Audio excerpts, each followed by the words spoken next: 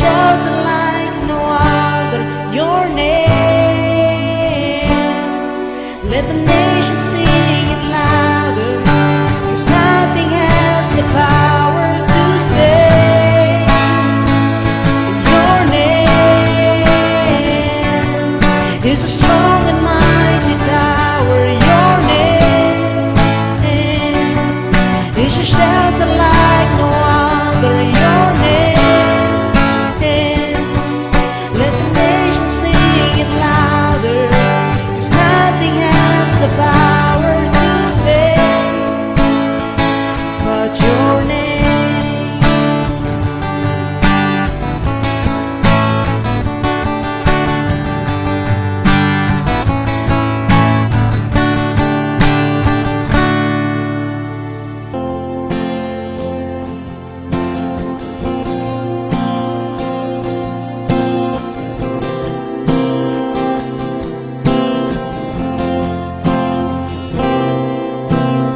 Tuhan, ku mau menyenangkan-Mu. Tuhan, bentuklah hati ini jadi bejana untuk hormat-Mu. Cemerlang bagai emas murni, menyenangkan-Mu, senangkan-Mu. Hanya itu kerinduanku, menyenangkan-Mu, senangkan-Mu.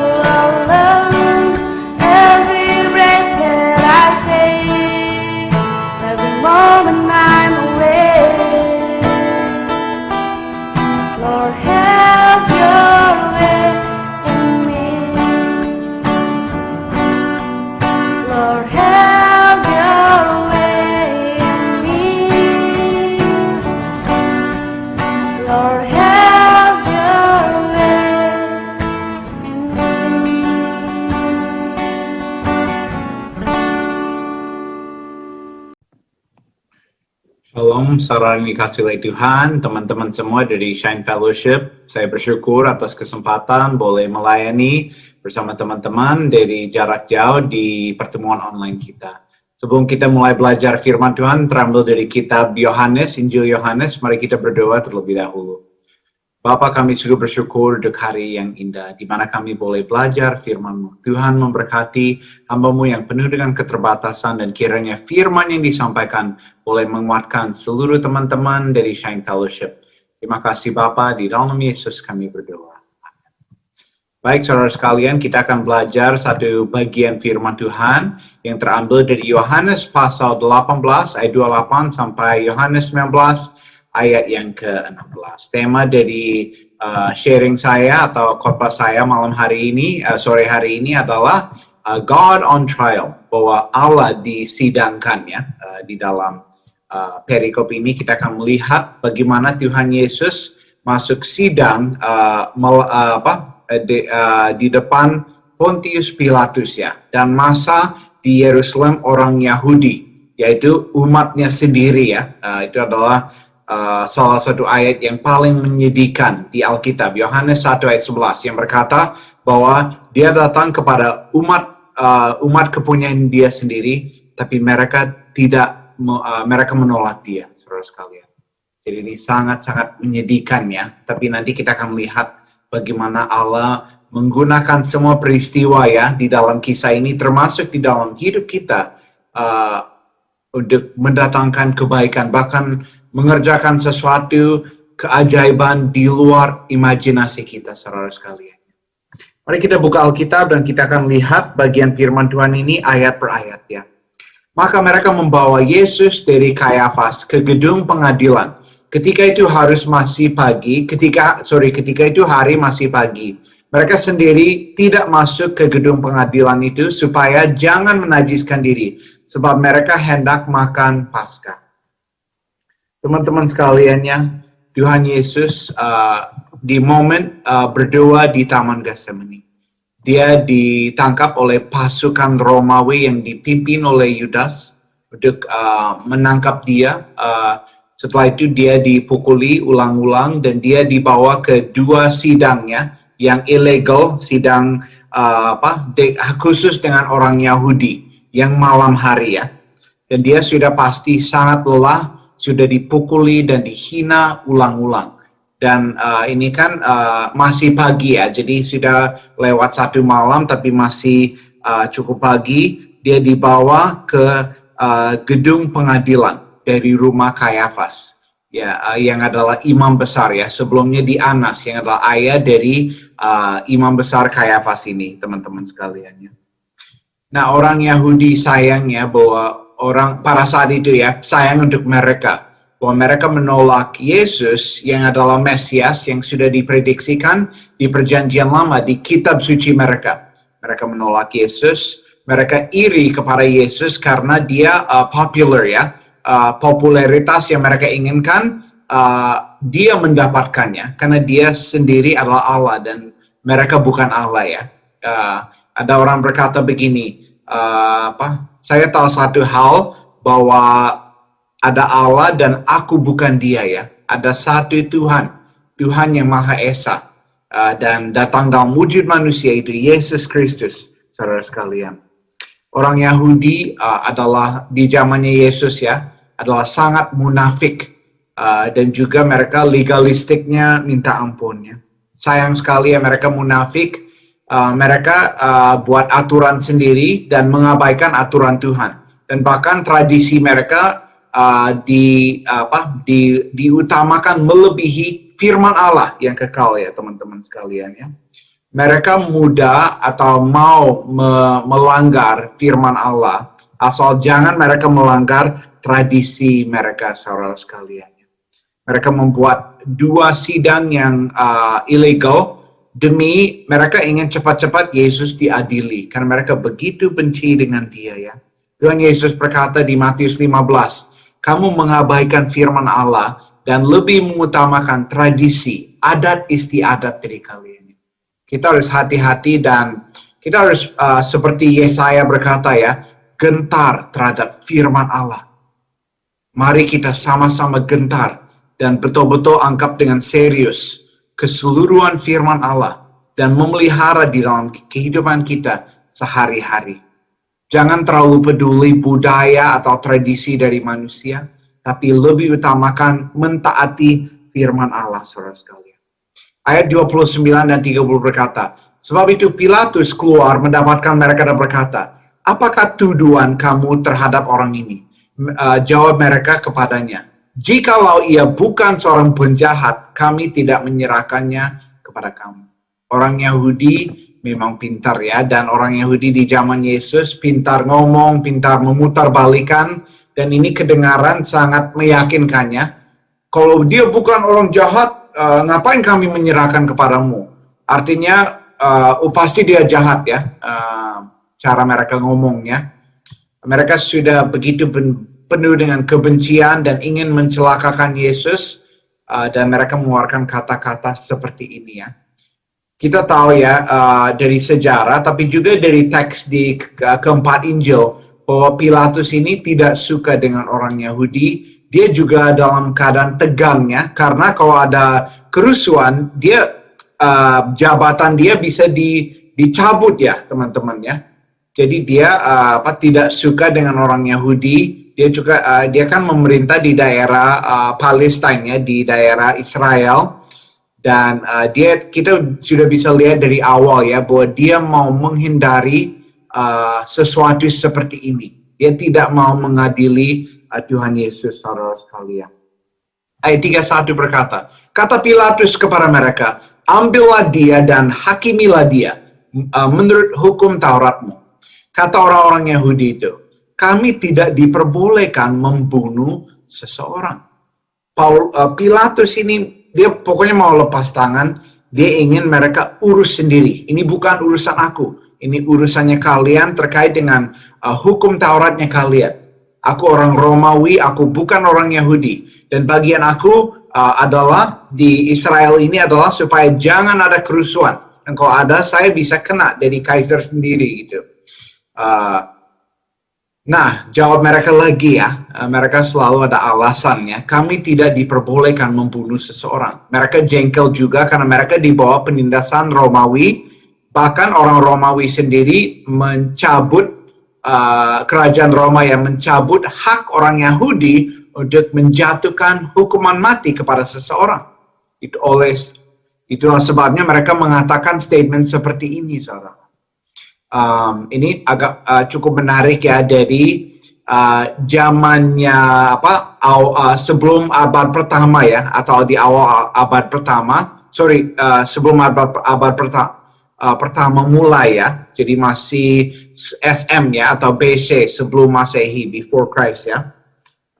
Walaupun sekarang diganti jadi BCE, before Common Era, jadi Kristusnya dikeluarkan dari perhitungan tanggal ya di dalam sejarah. Ada ayat ya dikatakan di dalam Kejadian 49 ayat 10, saudara bisa nanti cek sendiri ya. Nah, konteks dari ayat ini adalah bahwa kekuasaan atau bahkan kekuasaan orang Yahudi untuk memerintah dan juga contoh menjatuhkan hukuman mati tidak akan diambil dari mereka sampai Mesias datang ya. Dan memang pada saat orang Romawi menjatuhkan hal ini kepada orang Yahudi, mereka merobekin pakaian karena mereka pikir bahwa waktu itu Mesias belum datang. Padahal Yesus sudah lahir waktu itu ya. Jadi firman Allah kan tidak pernah akan tidak tergenapi ya. Jadi tergenapilah nubuatan ini di Kejadian 49 mengenai waktu kedatangan Mesias dan juga hukum orang Yahudi dan Romawi. Sungguh-sungguh amazing ya. Tapi ini latar belakang dari statement yang mereka berkata, kami tidak diperbolehkan membunuh seseorang. Ayat 32 berkata, demikian hendaknya supaya genaplah firman Yesus yang dikatakannya untuk menyatakan bagaimana caranya ia akan mati. Ayat referensi di Yohanes 12 ayat 32, sekitar sana ya. Dan di ayat sebelumnya dan sesudahnya. Sorry, saya membacakan supaya tidak. Yohanes pasal yang ke-12. Membacakan untuk saudara sekalian yang berkata, Dan ya ayat 32, sorry. Dan aku, apabila aku ditinggikan dari bumi, aku akan menarik semua orang datang kepadaku. Dan konteks ini adalah tentang penyaliban Yesus Kristus sekalian saat dia menerima murka Allah untuk setiap dosa kita di atas kayu salib di Bukit Golgota 2000 tahun yang lalu. Tapi dari perspektif Allah, di luar ruang dan waktu ya. Maksudnya Yesus disalibkan, dikatakan di Wahyu, anak domba Allah yang disembelih sebelum dunia dijadikan, saudara sekalian. Yesus dari perspektif Allah disalibkan di luar ruang dan waktu supaya dia menjadi penebus bagi seluruh umat manusia yang pernah hidup sepanjang sejarah manusia dari awal hingga akhir. Dan memang benar Yesus bernubuat cara dia akan mati. Bila hak untuk menjatuhkan hukuman mati masih berada di tangan orang Yahudi, mereka pasti akan melempari dia dengan batu sampai mati. Namun itu tidak bisa terjadi karena tidak sesuai dengan nubuatan non firman Allah. Dari perkataan Yesus sendiri, saudara sekalian. Jadi, dan orang Yahudi sebel, mereka ingin menjatuhkan hukuman mati. Karena menurut mereka dia menghujat ya. Kita akan bacakan ayat 33 sampai 38. Maka, Maka kembalilah Pilatus ke dalam gedung pengadilan. Lalu memanggil Yesus dan bertanya kepadanya, "Engkau inikah raja orang Yahudi?" Jawab Yesus, "Apakah engkau katakan hal itu dari hatimu sendiri? Atau adakah orang lain yang mengatakannya kepadamu tentang aku?" Kata Pilatus, "Apakah aku seorang Yahudi? Bangsamu sendiri dan imam-imam kepala yang telah menyerahkan engkau kepadaku. Apakah yang telah engkau berbuat?" Jawab Yesus, "Kerajaanku bukan dari dunia ini. Jika kerajaanku dari dunia ini, pasti hamba-hambaku telah melawan, supaya aku jangan diserahkan kepada orang Yahudi. Akan tetapi kerajaanku bukan dari sini." Maka kata Pilatus kepadanya, "Jadi engkau adalah raja kah?" Jawab Yesus, "Engkau mengatakan bahwa aku adalah raja, untuk itulah aku lahir, dan untuk itulah aku datang ke dalam dunia ini, supaya aku memberi kesaksian tentang kebenaran. Setiap orang yang berasal dari kebenaran mendengarkan suaraku." Kata Pilatus kepadanya, "Apakah kebenaran itu?" What is truth? Dengan cara sinis ya, bukan betul-betul mencari, tapi sinis. Saudara sekalian, kita melihat sebuah percakapan antara Tuhan Yesus yang adalah Allah dalam wujud manusia, pencipta langit dan bumi dan segala isinya, Alfa dan Omega, sebelum dunia dijadikan tidak pernah tidak ada. Dia dari kekekalan sampai kekekalan. Tidak pernah diciptakan, berbicara dengan seorang pemimpin manusia. Seorang yang memiliki kuasa di daerah Palestina pada saat itu. Seorang yang pikir bahwa dia memiliki kuasa untuk menjatuhkan hukuman di atas Tuhan Yesus. Padahal dia tidak bisa berbuat apapun kecuali Tuhan mengizinkan. Saudara sekalian, saya memiliki sahabat namanya Pendeta Ricardo Naraheda. Saya melayani bersama dia begitu lama, dia baru dipanggil Tuhan karena COVID, saudara sekalian. Dan saya percaya ya bahwa itu tidak akan terjadi kecuali seizin Tuhan. Semua di dalam tangan pengendalian Tuhan, saudara sekalian.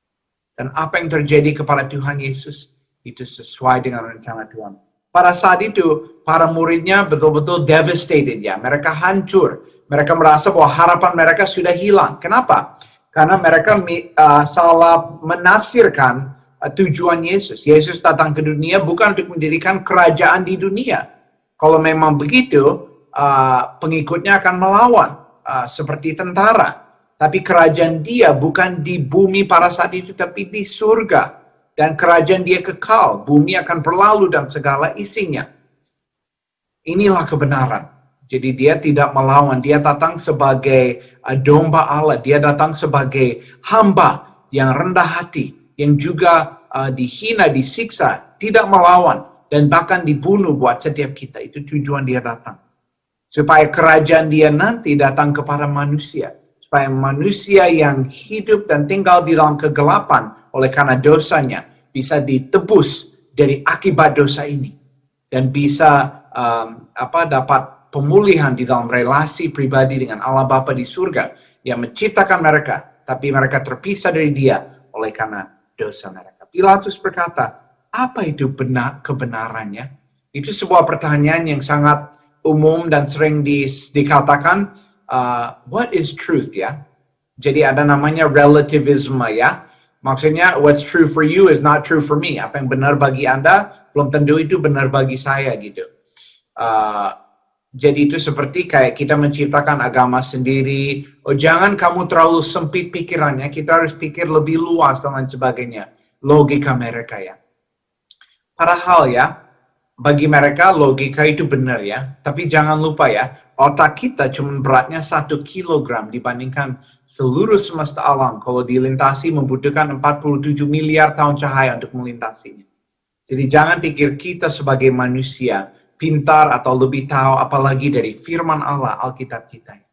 Kita harus sadar bahwa kita manusia fana, anytime nyawa kita bisa dicabut dan kita akan masuk di dalam kekekalan. Dan siapapun yang tidak percaya kepada Yesus, ngeri banget dia akan masuk di dalam kekekalan sebagai orang berdosa yang belum dapat pengampunan. Dan dia harus berhadapan dengan Allah yang kudus dan suci. Dan Allah yang pantas murkai dia karena dosa dia. Karena upah dosa adalah maut. Mari kita sadar, jangan mengandalkan akal atau pengertianmu sendiri. Percayalah kepada Tuhan dengan segenap hati. Percayalah kepada firman Allah yang tidak pernah gagal ya. Pasti firman Allah akan tergenapi. Pasti Allah pada akhirnya akan kita ada istilah ya, ketawa terakhir. Maksudnya the last laugh. Atau lebih tepat the last word. Kata terakhir adalah milik Allah, bukan milik manusia. Saudara sekalian, ayat 39 dan 40 berkata, tetapi pada kamu ada kebiasaan bahwa ada Paskah. Aku membebaskan seorang bagimu. Jadi Pilatus ini mau berusaha menyenangkan orang Yahudi. Dia tidak mau menyerahkan Tuhan Yesus. Ini terkonektif juga sama mimpi dari istrinya. Maukah kamu supaya aku membebaskan raja orang Yahudi bagimu? Mereka berteriak pula, jangan dia melainkan Barabas. Barabas adalah seorang penyamun. Jadi mereka membandingkan antara Yesus atau Barabas. Mau serahkan yang mana? Pilatus berharap bahwa mereka serahkan maksudnya serahkan Yesus, dibebaskan maksudnya. Tapi sayangnya pada saat itu ya, dia memilih, bukan sayangnya kan ini sesuai rencana Tuhan, namun untuk orang Yahudi, untuk dia sendiri, mereka terlibat di dalam sebuah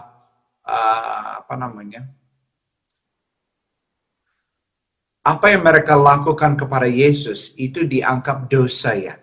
Maksudnya mereka mengkhianati Yesus. Padahal Yesus itu adalah Allah. Ada yang berkata bahwa dia disalibkan di atas bukit, dia disalibkan di salib yang terbuat dari kayu. Tapi salib itu berdiri di atas bukit yang dia sendiri menciptakan. Yang kutipan Inggris tentu lebih smooth ya, enak didengar. He was crucified on a cross of wood, but he made the hill on which it stood. Ini di luar kapasitas kita untuk memahami bahwa Allah pencipta sendiri datang menjadi manusia, bahkan mati secara sengsara dan dihina oleh manusia sendiri, pencipta sendiri. Ini saya rasa ya, ini membutuhkan kekekalan untuk kita memahaminya nanti. Sama seperti sesuai Efesus 2 ayat 7 akan membutuhkan kekekalan, sepanjang kekekalan untuk kita memahami sepenuhnya anugerah Allah yang diberikan kepada kita sebagai orang berdosa, saudara sekalian. Kita bersyukur untuk firman Allah, untuk kisah ini yang bisa menguatkan kita dan menjadi pelajaran juga dan mengingatkan kita akan penderitaan Yesus bagi setiap kita, saudara sekalian. Penderitaan yang begitu sadis, mengerikan. Kita masuk di pasal 19 ayat 1, lalu Pilatus mengambil Yesus dan menyuruh orang menyesah dia ya, di scourge ya. Menyesah ini adalah sebuah cara untuk menghukum atau menyiksa seorang kriminal atau orang yang dijatuhkan hukuman. Jadi mereka mungkin saudara pernah lihat Passion of the Christ, mereka akan mengikat tangannya di sebuah tiang dan dia akan membelakangi yang penyiksanya. Lalu penyiksanya akan membawa sebuah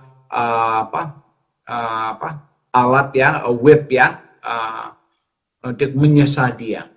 Nah, di dalam alat ini akan ada antara pecahan tulang atau semacam besi ya, atau sesuatu yang lainnya. Jadi akan dipukul di bagian belakang, dihantam. Nah, yang bagian tajam akan tarik kulitnya, akan robek kulitnya, sama kayak daging giling loh.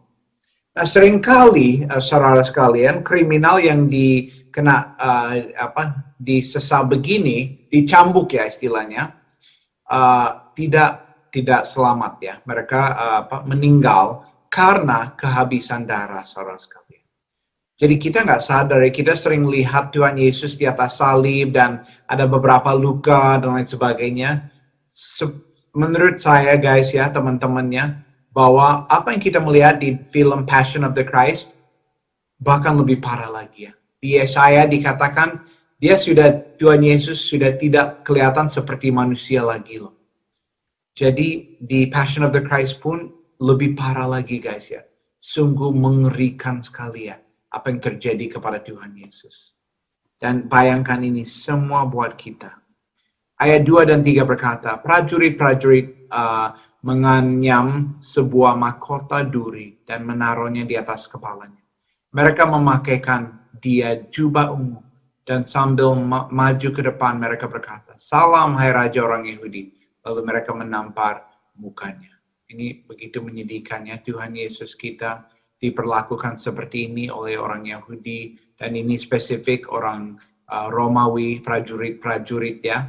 Mereka menaruh sebuah mahkota duri ya. Duri ini melambangkan kutuk dari Kejadian 3. Bahwa Tuhan Yesus ya, dia menjadi kutuk untuk kita. Dia menanggung kutukan. Bahkan kutukan dari dosa dari pertama ya, dari secara benda ya, dari Kejadian 3. Itu connected sama penderitaan dia. Jadi kutuk ini dia menerima di dalam tubuh sendiri, yaitu akibat dari dosa kita. Jubah ungu adalah jubah yang dipakai oleh raja atau orang yang rajani, tapi mereka memakai sebagai olokannya atau penghinaan atau sindiran. Sangat menyedihkan ya cara mereka memperlakukan dia dan berkata, "Salam hai Raja orang Yahudi." Saya rasa seluruh ciptaan itu seperti jijik ya, karena ini pencipta sendiri. Para malaikat juga sesuatu yang tidak bisa dilihat ya. Bayangkan saudara punya keluarga sendiri disiksakan dengan cara yang sadis dan mengejam, sangat kejam di depan matamu. Saudara tidak tega melihat. Apalagi Tuhan Yesus sebagai pencipta disaksikan oleh para malaikat dan seluruh ciptaannya. Saya percaya di dalam kekekalannya, seluruh kita akan lebih memahami, saudara sekalian. Bahkan mereka menampar mukanya. Dan saya juga percaya mereka tarik jenggotnya dan robekin keluar dari mulut, dari wajahnya, yang sering terjadi kepada tahanan di zamannya itu. Pilatus keluar lagi dan berkata kepada mereka, "Lihatlah aku membawa dia keluar kepada kamu, supaya kamu tahu bahwa aku tidak mendapati kesalahan apapun padanya." Lalu Yesus keluar bermahkota duri dan berjubah ungu. Maka kata Pilatus kepada mereka, "Lihatlah manusia itu." Kalau bahasa Inggris ya, man-nya, huruf M-nya besar. Saya rasa mesti dalam bahasa Indonesia juga M-nya besar ya. Saya teringat ya di Kejadian 32:24 dikatakan bahwa ada seorang laki-laki ya, atau bahasa Inggris man ya, bergulat dengan Yakub. Saya percaya itu adalah Tuhan Yesus sendiri saat Tuhan Yesus menampakkan diri di perjanjian lama yang disebut Kristofoni, saudara sekalian. Tapi Pilatus memakai istilah yang sama, behold the man. Manusia ini, huruf yang besar, yaitu Allah sendiri yang disiksa dan Allah sendiri disidangkan di hadapan manusia. Tapi ini semua demi kita. Dan kesan dari Pilatus ini adalah bahwa dia tahu bahwa Yesus tidak bersalah. Dan dia juga ingin melakukan apapun supaya Yesus dilepaskan sekali. Ketika imam-imam kepala dan penjaga-penjaga itu melihat dia, berteriaklah mereka, salibkan dia, kata Pilatus kepada mereka. Ambil dia dan salibkan dia. Sebab aku tidak mendapati kesalahan apapun padanya.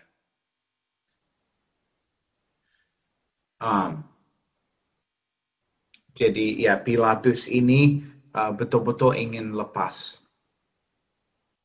Dia juga tidak mau lakukan ini. Dia tahu ada something wrong-nya di dalam hati nuraninya, saudara sekalian. Jawab orang-orang Yahudi itu kepadanya, kami mempunyai hukum dan menurut hukum itu ia harus mati sebab dia menganggap dirinya sebagai anak Allah. Yesus berkata bahwa dia adalah anak Allah, the Son of God, atau bahwa dia adalah Allah sendiri. Jadi dari logika manusia, pantas orang Yahudi reaksi terhadap hal itu ya. Kita anggap sesuatu yang biasa ya, bahwa Yesus berkata, dia adalah Allah. Tapi kalau bagi orang Yahudi atau bahkan para muridnya, itu sesuatu yang betul-betul mengagetkan. Bayangkan kita punya guru ya, mentor rohani, tiba-tiba mengatakan kepada kalian, aku Allah, I'm God. Nah kita akan, no you're not, you're crazy man, kamu gila gitu. Nah, nggak setiap hari loh ada orang berkata, aku ada Allah. Dan di dalam bukunya C.S. Lewis, ini kutipan yang sangat terkenal ya, Jesus was either a liar, a lunatic, or Lord. Antara dia pendusta, orang gila, atau betul-betul adalah Tuhannya. Kenapa? Karena jarang sekali ada yang berkata dia adalah Allah. Nah, orang yang berkata dia Allah, antara dia pendusta, bahwa itu nggak benar, dia hanya membuat-buat, atau dia orang gila, dia pikir dia Allah padahal bukan Allah, atau dia betul-betul adalah Allah.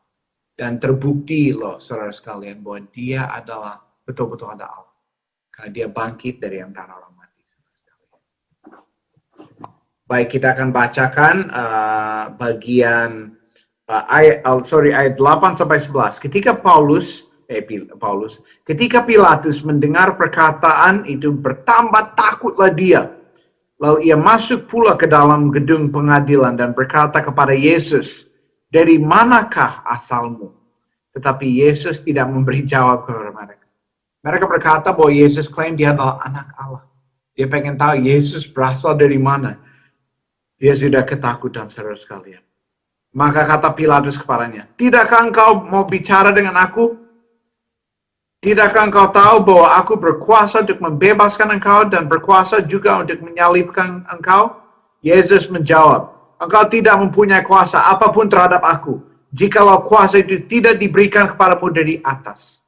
Sebab itu, dia yang menyerahkan aku kepadamu lebih besar dosanya.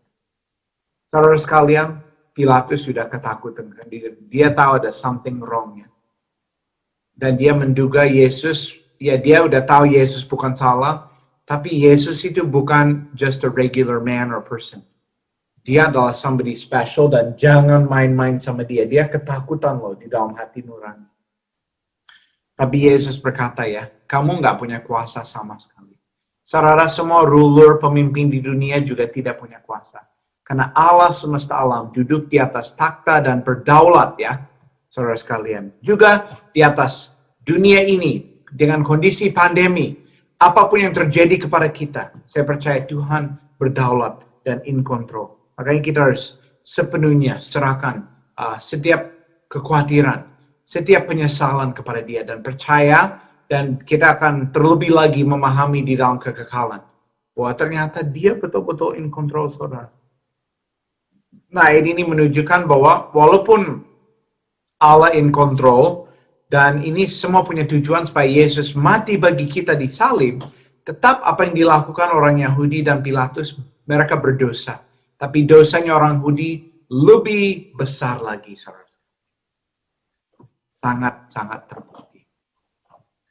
Nah, kita akan bacakan ayat 12 sampai 16. Tetapi Pilatus berusaha untuk membebaskan dia. Tetapi orang-orang Yahudi berteriak, "Jikalau engkau membebaskan dia, engkau bukanlah sahabat kaisar. Setiap orang yang menganggap dirinya sebagai raja, ia melawan kaisar." Wah, pintar mereka ya. Kata-katanya memancing dan membuat Pilatus ini takut. Ketika Pilatus mendengar perkataan itu, ia menyuruh membawa Yesus keluar. Dan ia duduk di kursi pengadilan di tempat yang bernama Litostrotos, dalam bahasa Ibrani Gabata. Nah, ini faktor terakhir ya. Mereka saking pintar ngomong, maksudnya meyakinkan, menakuti si Pilatus, akhirnya dia menyerah. Dan dia duduk di tempat pengadilannya, di kursi pengadilan atau bema ya. Hari itu adalah hari persiapan Paskah, kira-kira jam 12. Kata Pilatus kepada orang-orang Yahudi itu, "Inilah rajamu." Menarik sekali dan sungguh amazing ya, bahwa Yesus disalibkan pada Paskah. Dan tahu ingat nggak makna dari Paskah? Tentang domba Paskah ya, dari Keluaran pasal yang ke-12. Yang adalah gambar tentang Tuhan Yesus. Dan benar dia disalibkan pada Paskah. Sebagai penggenapan juga ya, akan gambar atau bayangan ini. Maka berteriaklah mereka, "Enyalah dia, enyalah dia, enyakan dia, salibkan dia," kata Pilatus kepada mereka. "Haruskah aku menyalibkan rajamu?" Jawab imam-imam kepala. "Kami tidak mempunyai raja selain daripada kaisar." Waduh, mereka sudah munafik, bohong. Mereka tidak senang dengan Romawi. Namun supaya Pilatus salibkan, mereka menghalalkan segala cara ya, istilah dipakai di Indonesia. Akhirnya Pilatus menyerahkan Yesus kepada mereka untuk disalibkan. Ayat sudah selesai. Wow, ini kisah yang menggoncangkan kita ya. Melihat Allah sendiri disidangkan di hadapan manusia yang fana. Yesus bisa memanggil pasukan demi pasukan malaikat. Menghabisin semua mereka, saudara. Lebih dari bom nuklir ya. Tapi dia diam, tidak berbicara dan mengizinkan, maksudnya dia mengizinkan diri diperlakukan seperti ini. Karena ini sesuai dengan rencana Tuhan. Supaya kita dapat keselamatan kekal. Pilatus berkata, "Inilah rajamu." Tapi mereka berkata, "Dia bukan raja kami." Nah, ini saya mau menekankan bagi saudara seperti ini. Pilatus berkata, apa itu kebenarannya? Setiap manusia yang pernah hidup dan hidup hari ini harus berurusan dengan Tuhan Yesus. Nggak ada jalan tengah, nggak ada jalur keluar dari masalah ini. Setiap kita harus berurusan dengan Tuhan Yesus. Bukan dengan agama Kristen, tapi lebih spesifik lagi dengan pribadi Tuhan Yesus. Nggak bisa dan urusan itu adalah apakah kita akan tunduk kepada Dia sebagai Tuhan selama kita masih hidup. Setiap orang, setiap lutut akan bertekuk dan setiap lidah akan mengaku bahwa Yesus adalah Allah. Nah, pertanyaan saya bagi saudara adalah, dan semua kenalan saudara, keluarga, dan lain sebagainya. Dan semua umat manusia lah. Apakah kita akan tunduk kepada Yesus sekarang atau nanti? Karena semua akan berlutut di hadapan Tuhan Yesus. Nah, alangkah baik kalau kita tunduk kepada Yesus sekarang. Mengapa? Karena itu berarti kita akan menerima keselamatan kekal daripada Dia. Di Matius 21 ayat 44, di majority text-nya atau di New King James berkata demikian. Siapapun yang jatuh kepada batu ini, akan hancur. Tapi kepada siapa batu ini ditimpa akan habis total. Saudara, kalau kita tunduk kepada Yesus hari ini, kita jatuh kepada Dia sebagai batu penjuru ya. Bahwa manusia lama kita akan hancur ya. Maksudnya kita akan turut disalibkan dengan Yesus dan menerima identitas baru dalam Dia. Tapi kalau kita mau tunggu, nanti saya akan bertobat dari dosa ini nanti. Masih lama kok. Masih ada kesempatan. Besok tidak dijanjikan kepada siapapun. Teman saya baru meninggal kemarin pagi. Dan malam sebelumnya dia masih sempat bikin renungan, masak buat istrinya, besok langsung tidak ada. Saudara, kita tidak tahu kapan kita akan dipanggil. Itulah sebabnya saya mau beri sebuah warning dan peringatan. Jangan nunggu sampai terlambat. Tunduk kepada Yesus sebagai Tuhan dan Juru Selamatmu hari ini. Jangan memelihara dosa tertentu. Biarlah Tuhan mengambil segala jebakan dosa yang saudara ngalamin. Serahkan sepenuhnya kepada Tuhan. Hidup kudus dan ikut rencana Tuhan. Menjalin relasi pribadi dengan Dia. Dan berdirilah teguh di dalam anugerah yang diberikan kepadamu dari Tuhan Yesus. Karena setiap manusia akan bertekuk lutut kepadanya. Dan bisa pilih mau sekarang atau nanti. Kalau nanti berarti akan menerima hukuman kekal atas setiap dosa kita. Tapi kalau hari ini kita akan menerima anugerah keselamatan dan harapan di dalam Dia. Bahwa kita akan berada bersama Dia dan segala orang kudus, segala anggota keluarga yang mendahului kita di dalam kekekalan selama-lamanya. Damai sejahtera kekal. Mari kita berdoa. Bapa, terima kasih untuk hari ini. Terima kasih untuk firman-Mu yang menguatkan kami.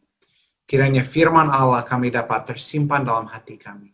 Supaya kami boleh dikuatkan untuk hidup kudus, mengasihi Allah dan sesama. Melayani dengan talenta dan karunia yang Tuhan berikan. Dan juga menjangkau dunia dengan Injil Yesus. Kiranya Tuhan memakai hidup kami. Dan boleh kami tunduk sepenuhnya kepada Yesus sebagai Tuhan kami. Bukan hanya juru selamat, tapi juga Tuhan. Maksudnya kami taat kepadamu.